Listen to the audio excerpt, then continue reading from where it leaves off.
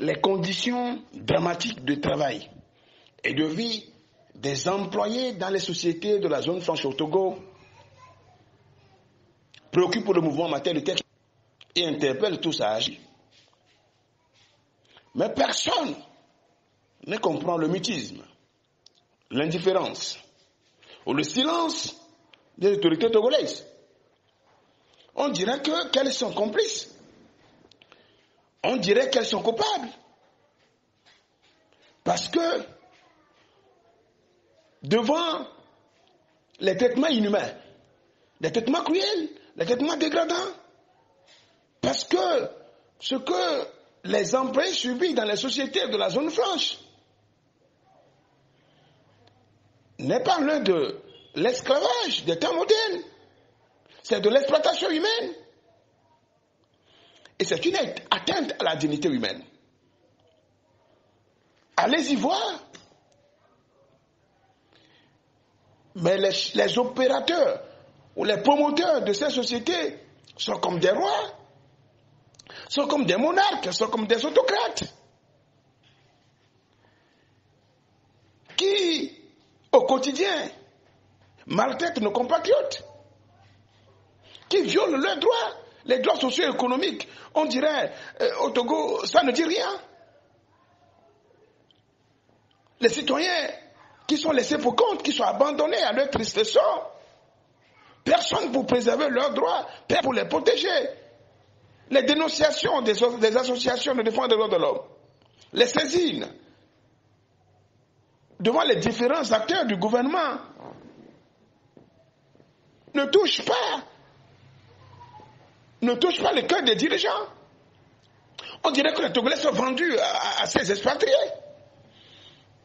qui se voient sur un territoire conquis, qui narguent tout le monde, qui ne respectent même pas les inspecteurs du travail, qui ne respectent même pas les décisions judiciaires.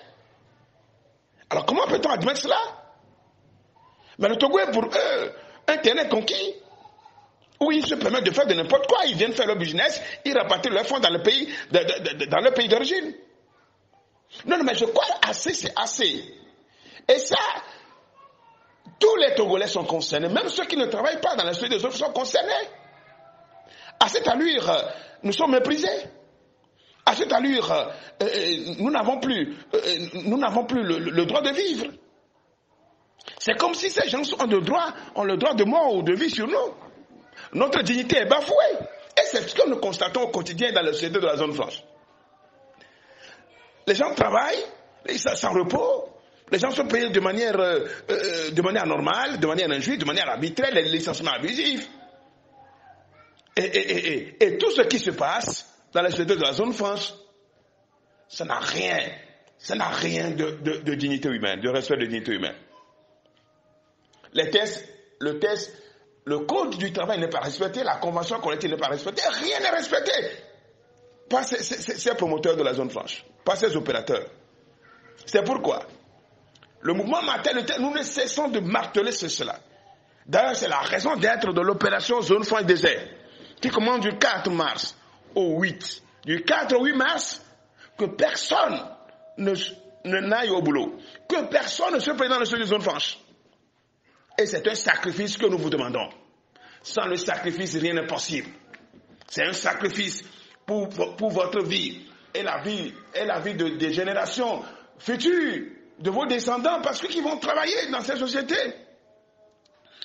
La zone franche a été conçue pour résorber le taux de chômage. Mais aujourd'hui, regardez les accidents, les gens qui meurent accidentellement et qui n'ont pas de droit, rien n'est payé. Non, je crois assez, c'est pourquoi. L'opération Zone Franche Désert doit être suivie, doit être respectée par tout Togolais conscient de ce qui se passe. Que personne n'aille au boulot. Restez chez vous.